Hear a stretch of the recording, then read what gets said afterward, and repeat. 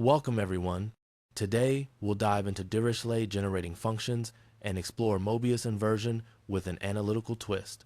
Let's get started. From square-free density to Dirichlet generating functions. Here is the series from last time that added up to 6 divided by pi squared, encoding the density of square-free numbers. Last time, we learned that the density of square-free integers is 6 divided by pi squared. The key tool we used is a series with coefficients mu of d.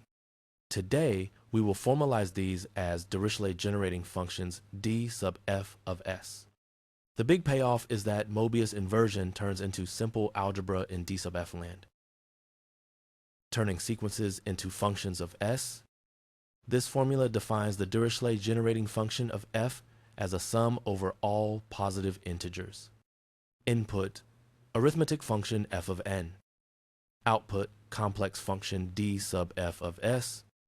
Variable tans. Complex parameter. Plan: study f through the properties of d sub f. Why Dirichlet, not ordinary generating functions? Here is the ordinary power series generating function built from powers of x. And here again is the Dirichlet generating function, built from powers of 1 over n. Ordinary generating functions are powers of x raised to the n. Dirichlet generating functions use weights of n raised to the negative s. The divisors of n appear naturally with n raised to the negative s. Great for multiplicative functions and products over primes. Definition: Dirichlet generating function, DGF. Formally, for each arithmetic function f, you define df of s as this infinite sum over n. An arithmetic function is a function from the natural numbers to the complex numbers. The variable s is a complex number. Convergence occurs when the real part of s is large enough.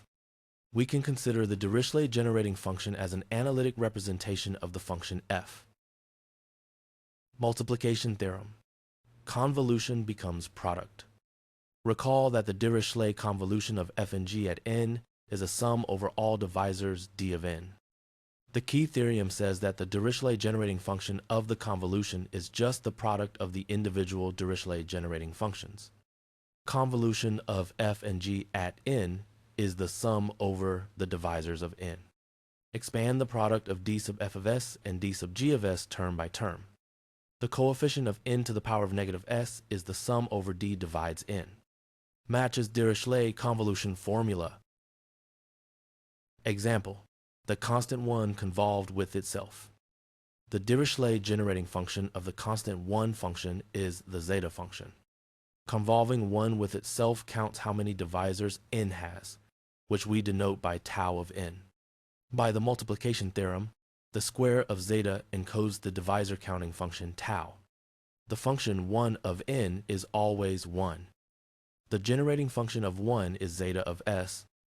The convolution of 1 and 1 counts the divisors of n.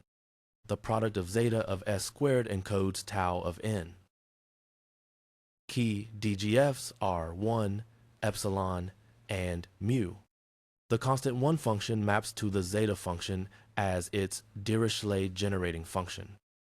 The identity function epsilon, which is 1 at n equal 1 and 0 otherwise, has Dirichlet generating function equal to 1. Using the Euler product, zeta factors into contributions from each prime. The Dirichlet generating function of the Mobius function is the reciprocal of zeta, again expressed as an Euler product over primes. 1 of n maps to zeta of s. Epsilon of n maps to the constant 1. Mu of n maps to 1 over zeta of s. These three form a tiny algebra of DGFs. Proving mu times 1 equals epsilon via DGFs. Since the Dirichlet generating function of mu is 1 over zeta, multiplying by zeta gives the constant function 1.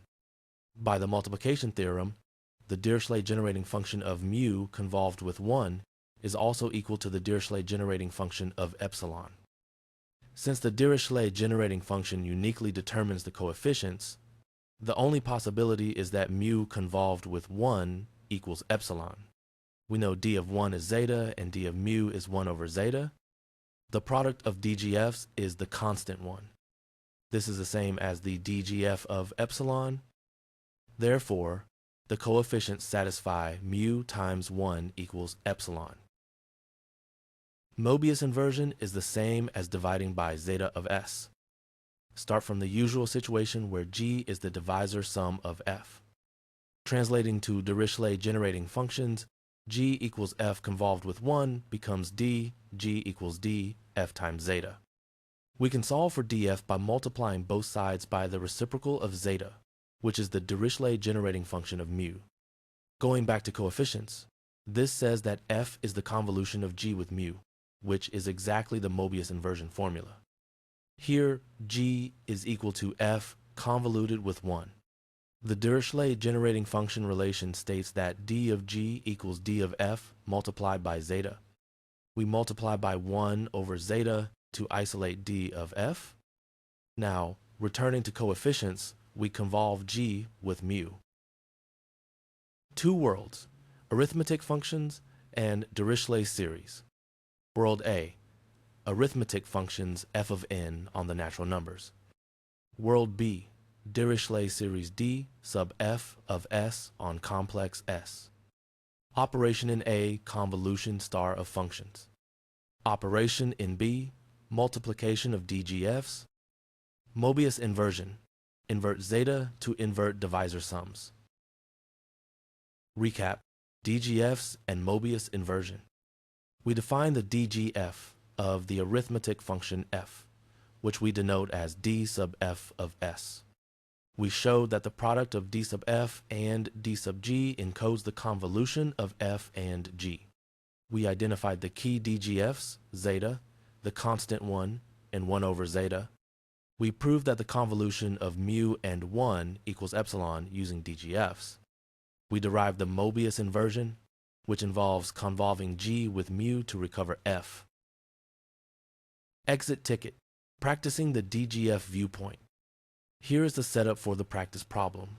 G is f convolved with 1, and the Dirichlet generating function of g is zeta. Solving in the Dirichlet generating function world, df must be 1, which means f is the Mobius function. Practice.